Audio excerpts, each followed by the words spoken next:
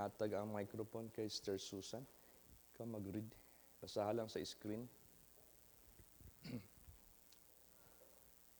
Let us open our Bible on Proverbs 28, verse 20. I-on sa.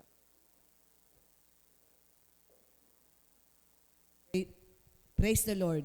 A faithful man shall abound with blessings, but he that maketh haste to be rich shall not be innocent. Praise the Lord. All right. So ano itong faithful man? Shall abound with blessings. Yung ating inawit ngayon, He leadeth me. Kung sino yung faithful sa gabay ng ating Panginoong Diyos, that is bound to blessings. Kaya nga sinabi niya, if you obey me, I will bless you. Sino magagabay sa atin? Ang Panginoon, saan niya idadaan? Sa kanyang banal na salita. Kaya nga sinabi niya, if ye continue in my word, then ye are my disciples indeed, and ye shall know the truth, and the truth shall make you free. So, therefore, itong faithful man na ito yung sumusunod sa gabay ng Diyos, sa pamagitan ng kanyang banal na salita. Mag-abound siya ng blessings. And these blessings has a purpose. You can never be a blessing to others unless you are being blessed. Tingnan lang natin si Abraham. How God made Abraham a blessing. He was blessed by God. Kaya nga sabi ng Panginoong Diyos sa kanya, I will bless you and you will be a blessing to many nations. So ang purpose ng Diyos para bigyan tayo o mag-abound tayo sa blessings na yan, to be fruitful in His vineyards. Ngayon, mag-ingat tayo sa magnanakaw. Merong magnanakaw, merong stealer, kumbaga pa. Ito na yung second. But he that maketh haste to be rich shall not be innocent.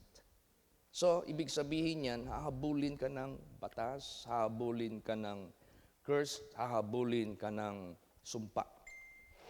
Pag ikaw ay nagmamadali na magyaman, so, ibig sabihin yan, nakaranas ang mga anak ng Diyos nung unang panahon sa pyramiding. Yung pyramiding na kung sabihin, nagmamadaling yumaman. Pero humantong ito sa wala. Matatawag nating kawalan. Kaya, mag-ingat tayo, huwag tayong magpadala sa mga quick money, huwag tayong magpadala sa mga scam na nangyayari sa sanglibutang ito, sa mga scammers, online man, personal man, o saan man. So, paano tayo mag-abound ng blessings? Mamaya, ma-take up natin yan sa verse dito. Of course, una, yung obedience natin sa ating Panginoong Diyos, pero pag nandyan na yung blessings, mag-ingat tayo. Kasi merong magnanakaw, merong mag-divert sa ating blessing into nothing. Basahin muna natin ang Proverbs 28:22. Praise the Lord. He that hasteth to be rich hath an evil eye, and considereth not the poverty shall come upon him. Yan. Praise the Lord. Yung laging nagmamadali, shortcut. Yung laging nagmamadali, gusto kagad, big gain, malaking gain. He that hasteth to be rich, madali kang yayaman. Gusto mo, big time ka agad. Hath an evil eye. Ibig sabihin yan, hahanap ka ng paraan. Pag sinabing evil eye, meron kang masamang balak para lang biglang yaman. And considereth not that poverty shall come upon him. Karamihang mga scammers, nahuhuli, humantong sa rihas. Wala na. Poverty na. Karamihan sa mga swindler, gustong yaman ka agad, nakukulong. Gusto yung mga holdupper, hindi man namamatay, nakukulong. Kung ano pang mga scam sa sanglibutang ito, nahuhuli rin. So, huwag magmadaling yumaman. Idaan natin lagi sa proseso sa pamagitan ng ating obedience sa ating Panginoong Diyos. Kasi ang blessing ng Diyos, it makes you rich and add no sorrow. Bakit it makes you rich? Because God is the owner of everything. But there is no shortcut in Him. Walang shortcut dyan sa Panginoong Diyos. You have to go through the process. Don't make haste to be rich. Wait for the Lord's promises. Maghintay. So, sinabi dito, he that hasted to be rich hath an evil eye, considereth not that poverty shall come upon him. Walang tuloy. Nagmamadali eh. Para bang sa sasakyan, nagmamadali ka. Nabunggo ka doon sa unahan, na-delay ka tuloy. O di ba, sinabi dyan, more haste, less speed. Sa pagmamadali mo, lalo kang naantala. So, be careful. Kailangan, wag magmamadali. Basahin pa natin ang Proverbs 13:11. Praise the Lord. Wealth gotten by vanity shall be diminished, but he that gathereth by labor shall increase. Praise the Lord. Yan. Naalala niyo yung prodigal son na kagad-agad niyang kinuha yung kanyang inheritance, yung wealth niya. Ay, in advance, ha? In advance. Hindi pa hinog. Dapat mamatay mo na yung papa niya bago hatian nila yung property ng papa niya. Ibuhay pa yung papa niya. Pinilit niyang kunin. Tapos, mabuti sana kung anong ginawa niya, may multiply niya, hindi. He went to a riotous living. Grabe yung kanyang pagpaldas. Nandyan na lahat ng mga pleasures sa sanglibotang ito. Anong nangyari? Na-diminish yun. Hanggang dumating ang panahon, kumain na lang siya ng pagkain ng mga swine. Di ba naalaala niya ang kanyang ama? Sabi niya, hindi nangyari ito sa buhay ko. Nung nandoon pa ako sa bahay ng aking ama. Ano kaya babalik na lang ako doon? So mabuti nakabalik siya. Kaya wealth gotten by vanity shall be diminished. But he that gathereth by labor shall increase. By labor. Talagang pinawisan mo. Talagang tinabaho mo in a right and proper way. Yan, sigurado yan. Mag-increase yan. Mag-increase man yan slowly, pero surely. Praise the Lord. Mag-increase man yan slowly, but surely. You are bound to riches. Stable. Talagang stable. Di ba kung magluto ka ng manok galing sa freezer, tapos ibabad mo, tapos meron kang parang oven, tapos ang ginawa mo, gusto mo madaling maluto, malakas yung volume ng init. Pagtingin mo sa labas, luto. Halos pagod na. Yung pagod, yung pagod? Yung umitim na ba? Parang sunog. O masaya ka dahil mabilis na luto. Pero pagkain mo, pagbiak mo, may dugo pa doon sa ilalim. Samantalang kung i-slow mo yan, dahan-dahan, kahit matagal. Pero sure, pati loob, luto, hanggang sa labas, luto. So, ganun po. Hindi pwede madaliin ang blessing. You must be patient. Praise the Lord. You must be patient. Basa pa, Proverbs 20:21. Praise the Lord.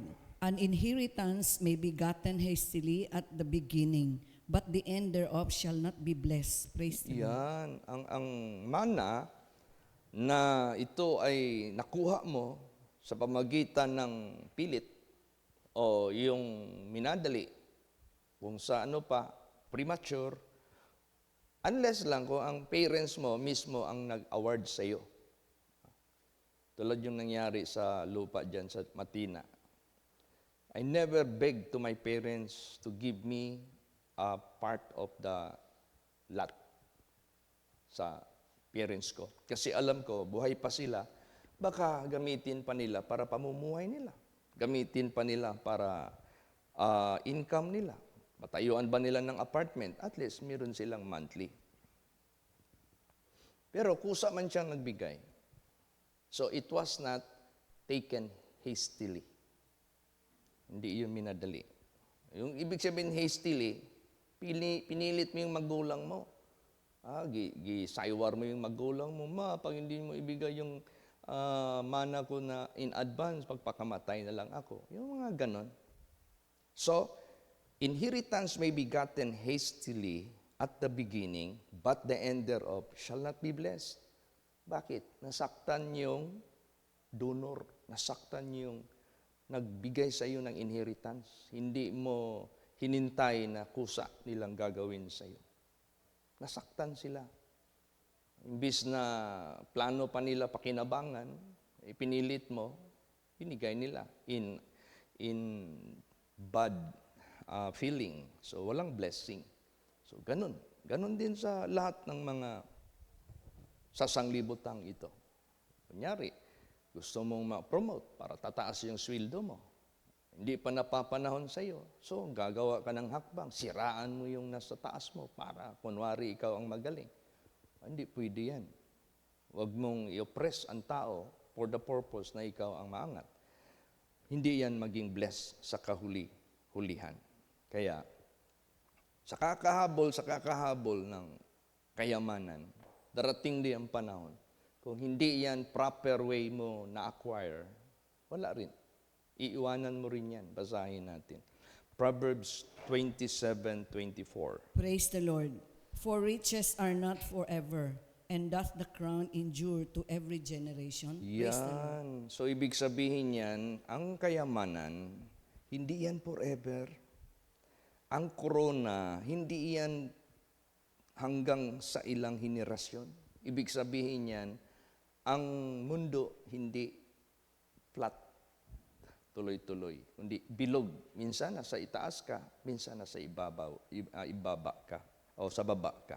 So, ganun, hindi forever. Lahat na nandito sa sanglibutang ito, kahit makarating ka pa ng presidente na kategory ng iyong pagkatao, 6 years mo lang yan. Pagkatapos, balik ka na sa civilian. So, walang crown na mag-endure to all generation. So, therefore, mas mabuti pa, maghintay tayo sa paraan ng ating Panginoong Diyos. Huwag magmamadali. Kasi sa pagmamadali mo, hahanap ka ng mga scam para bigla kang yaman. Yung pala, ikaw lang mababawasan. Ikaw lang mawawalan. So, mas mabuti pa, labor. Yung talagang normal lang na paraan. So, ipalagay natin naging successful ka. Una, obedient ka sa ating Panginoong Diyos. Tapos, ginagabayan ka ng Diyos sa tamang pamamaraan ng pamumuhay. Gibless ka ng ating Panginoong Diyos. So, kahit gibless ka ng ating Panginoong Diyos, temporary pa rin yan. Hindi mo pwedeng maasahan forever yan sa buhay mo. So, anong gawin mo sa mga blessings na ibinigay ng Diyos sa buhay mo? Then, invest it in heaven. Yan ang hindi mawawala. Basahin natin. 1 Timothy 6:17 hanggang 19. Praise the Lord. Charge them that are rich in this world, that they be not high-minded, nor trust in uncertain riches, but in the living God, who giveth us richly all things to enjoy, that they do good, that they be rich in good works, ready to distribute, willing to communicate, laying up in store for themselves a good foundation against the time to come, that they may lay hold on eternal life. Praise the Lord. Yan, that is how to use your riches na binigay ng Diyos sa iyo out of your obedience, kahit matagal, pero sure. Kahit dahan-dahan, pero sure. Ngayon, lumubo na yung blessings mo sa buhay mo. Merong instruction ng Diyos. Careful, huwag kang magmamataas sa sarili mo. Sinabi dito, charge them that are rich in this world, that they be not high-minded. Ipalagay na lang natin, sumunod ka sa proseso. Pinagpala ka na ng Panginoong Diyos, pero hindi ka mag-isi-isi. Baka magmayabang ka, baka magmataas ka, baka angkinin mo na yung kaluwalhatian, gusto mo nang anderin, tulad yung nangyari sa hari dito sa Bible. Pinagpala siya ng Diyos. God made him great, pero nagmataas siya. Inapakan niya na yung mga spiritual workers ng Diyos. Siya na nag-offer ng insenso. Nung sinaway siya, lumaban na siya sa mga priest o sa mga alagad ng Diyos. So naging high-minded na siya. Ano tuloy nangyari sa kanya? Naging leper hanggang sa kamatayan niya. So, therefore, anybody, saan ka man inilagay ng Diyos, sa material, sa spiritual, as God prospered you, don't be high-minded. Huwag kang magmataas sa sarili mo. Nor trust in uncertain riches. Lahat ng mga blessings na ibibigay ng Diyos sa atin, considerable yan as uncertain. Bakit uncertain? Dito lang yan sa lupa. Anytime mamatay ka. Anytime iiwanan mo yan. Anytime mawawala yan sa kamay mo. Uncertain yan. So saan tayo manalig? But in the living God, who giveth us richly all things to enjoy. Doon ka manalig sa Diyos. Dahil kaya niyang i-maintain sa iyo yan. Kaya niyang proteksyonan sa buhay mo. Kaya niya yang palaguin, kaya niya yang i-bless. Walang sino mang makaano niya. Mag-curse man ang lahat ng mga kaaway mo, hindi ka makikurse kasi i-bless ka ng Diyos. So, doon ka manalig sa Diyos. Tapos, gamitin mo yan as investment. How? Sinabi dito. Of course, binigay yan ng Diyos richly all things to enjoy. Ma-enjoy ka man talaga sa blessing ng Diyos. Bakit? Nandyan yung kaibahan nung unang nagsimula ka pa. Makumpara mo ba? Gaano ka nagsimula sa hirap noon, pero gradually, for a long period, makumpara mo ngayon, malayo na ang difference. Na-enjoy mo na. Nung una, wala kang sasakyan, ma-enjoy mo na. Minsan, mag-drive ka dyan, madaanan mo yung mga commuter dyan. Nag-aabang ng mag-commute sila. Marami mang sasakyan, pero puro puno, ang tagal nilang makasakay. Dati yan ang kalagayan mo. So, na-enjoy mo na yung blessing ng Diyos kasi meron ka ng sariling sasakyan. Dati, yung bahay mo, tulo-tulo. Na-enjoy mo na dahil okay na. Diba? So, ibig sabihin niyan, God gave us these riches to enjoy. Benefits yan. Pero, gamitin natin yung blessings ng Diyos sa buhay natin. Ito na. Verse 18, that they do good. Gumawa ka ng mabuti. That they be rich in good works. Yan. So yung paano ka pinagpala ng ating Panginoong Diyos, lalo ka pang mag-abound ng good works. Kung nung una, ang kakayahan mo, kaunti lang din ang ma-render mo na service sa tao. Ngayon, pinagpala ka na ng Diyos, greater yung service magawa mo sa tao. Mas malayo ng lugar na pupuntahan mo, mas marami ka nang mapupuntahan. So, ibig sabihin yan, nag-increase ka pa rin sa good works. Naging mayaman ka rin sa good works. Ready to distribute as God made you able. Then, release whatever distribution you may do. Willing to communicate. Tingnan mo yung mga tao na minsan may mga ugali na pag magpunta na sa abroad, na sa Amerika, Canada, yung pamilya nila, pinuputol na nila. Wala nang block na sila. Hindi mo na ma-reach yung tawagan ng number, cannot be reached na. Hanapan mo yung Facebook, naka-block ka na. They are not willing to communicate dahil takot silang tumulong. Baka mabawasan yung kayamanan nila ng ilang porsyento. Nandyan yung greed, kumbaga pa. Hindi. The more God bless you, the more you are approachable. The more God bless you, the more you are willing to communicate. Kaya ka pa rin matawagan, kaya ka pa rin mapakiusapan, willing ka pa rin. Hindi kayo, pag i-bless ka na ng Diyos, poto lahat ang mga communication kasi ang purpose mo, ayaw mong mabawasan yung kayamanan mo. Hindi yan. That's wrong. Willing to communicate. Laying up in store. Pag ginawa mo yan, you do good, nagpakumbaba ka pa rin, rich ka in good works, lalo kang nag-asagana sa mga mabuting gawa, lalo kang nagbibigay, distribute, willing ka mag-communicate, hindi mo pinutol yung mga communication mo sa pangkalahatan, open ka to help, open ka to listen. Pag yan ay ginawa mo, laying up in store for themselves a good foundation against the time to come, that they may lay hold on eternal life.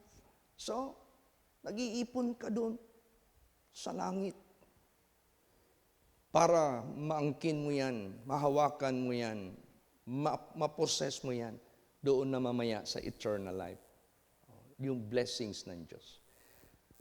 Alam natin God is the God na nagre-render sa bawat tao at nagre-render siya, nagre-reward siya according to the measure of our faith. According to the measure of our works. Alam mo, ang Diyos, mahilig yan nagatimbang. Kaya nga doon sa langit, merong higher rank, merong second rank, may third rank. Kasi depende yan sa mga pinapakita. Dito rin sa mundo, sa trabaho, merong manager, merong assistant, merong kung ano-ano, level-level hanggang sa pinaka-janitor. Depende kasi yan sa pinapakita mo sa Diyos. Mamaya doon sa langit, ganun din. Kung dito sa mundo, since from the beginning, masipag kang nagagawa ng mabuti, kaya nag-lay up treasure ka doon sa langit, you will lay hold it on eternal life. Kumbaga pa, ibibigay yan ng Diyos sa iyo. Amen? Praise the Lord. Hindi lang pa natin ma-imagine what will be the scenario pag nandoon na tayo. Kung gaano ka rin kakuripot dito sa mundo, sa paglilingkod sa Diyos, yes, ligtas ka. Pero ano naman din ang iyong senaryo doon? Baka meron ka ring isip na, tama no? Sana nung buhay pa ako. Kaya gi-maximize ko sana yung paglilingkod ko sa Diyos. Bakit pa kasi kaya nag-alanganin ako? O di ba? Mararanasan mo yan doon mamaya. Kaya ang advice ng ating Panginoong Hesukristo, basa Matthew 6:19. Praise the Lord. Lay not up for yourselves treasure upon earth, where moth and rust doth corrupt, and where thieves break through and steal. Yan, ang ibig sabihin yan, lagi kang imbak ng kayamanan. Hindi mo binabawasan para sa kaluwalhatian ng Diyos, para sa gawain ng Diyos. Puro lang imbak ng imbak. All of a sudden, pag namatay ka, hindi mo ngayon na-invest doon sa langit. Naiwanan mo lahat ang kayamanan mo. Pagdating doon, wala kang empty-handed ka doon. Di ba sayang? So, last verse, ano ang pinaka-objective? Basa, verse 20, Matthew 6:20. Praise the Lord. But lay up for yourselves treasure in heaven, where neither moth nor rust doth corrupt, and where thieves do not break through nor steal. Praise the Lord. Yan.